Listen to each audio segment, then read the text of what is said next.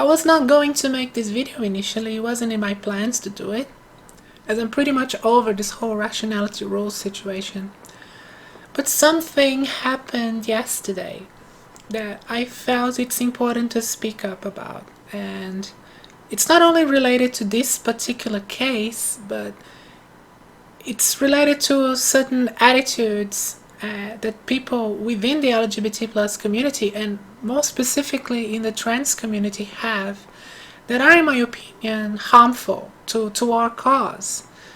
And that's why I am making this video.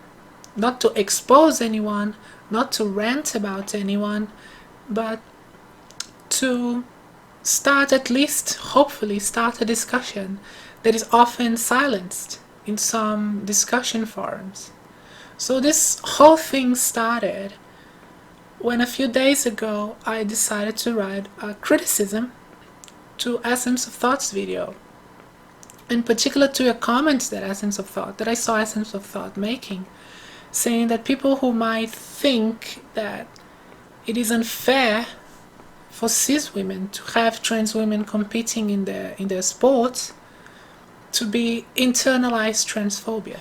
And my comment was, until now, it's unresponded. And I was a bit disappointed about that. I was expecting Essence of Thought to address it. So I decided to reach them on Facebook instead. Now I don't have Facebook, so I use an old blog. And I left a comment in one of their posts, and to my disappointment and surprise, my post was not only deleted, but I was also blocked from commenting again. And I got this very charming response from Essence of Thought. Idioteca Virtual, that's my blog. He, Rationality Rules, had more than a month to fix his errors, and starts his apology with an attack. Stop being a lying jackass. Now that is a very heartwarming and essentially thoughtful response that I got from them.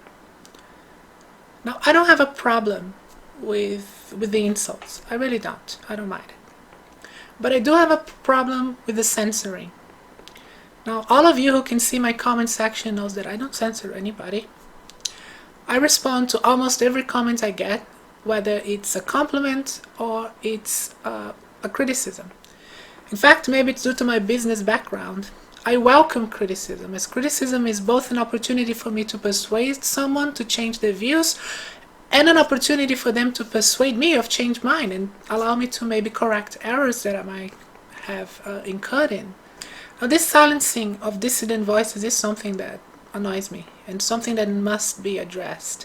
Now, my criticism was harsh, I admit it, but it wasn't disrespectful, and it was honest, which is what should be mostly welcomed in these situations, that people are honest in whatever criticism they make.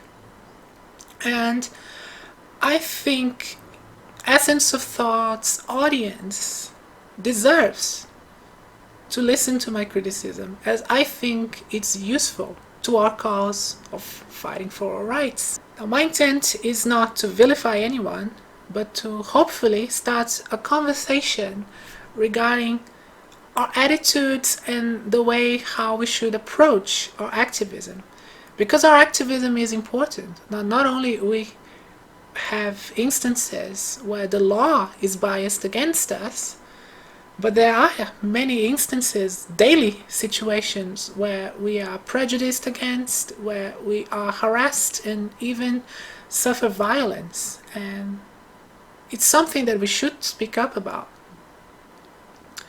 And I just think the way we are going on about this is wrong. At least some of us are going on about this is not useful to our cause, and I think it's harmful to our cause. And that is essentially the gist of my comment that was deleted. And that's exactly what I'm going to say here.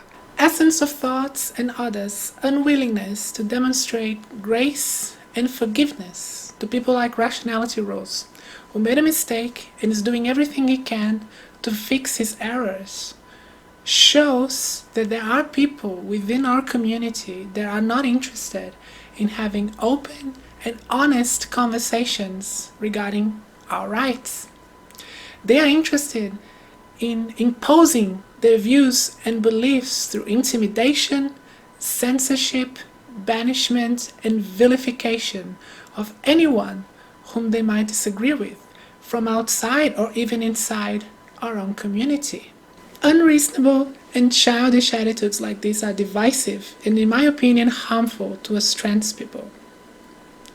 If we want to be understood and tolerated, we must be understanding and tolerant ourselves.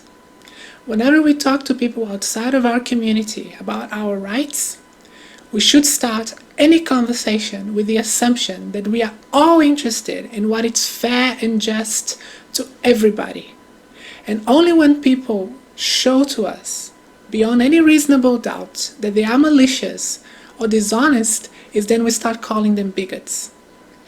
Because the moment we accuse someone of being phobic, of being prejudiced, without giving them a chance to explain their views or to correct their errors, any possibility for having a dialogue in good faith is shut down. We are beyond the phase of radical activism where we had to shout on people's faces in order to be noticed. We are no longer invisible. Trans people are in media all the time. People are becoming used to us. We have a voice now. And if we want to be listened and taken seriously, when we advocate for our rights and we expose the instances where we are still suffering harassment, violence, or being prejudiced against, we must use our voice wisely, persuasively, and magnanimously. Thank you. I believe one of the greatest human failings is to prefer to be right than to be effective.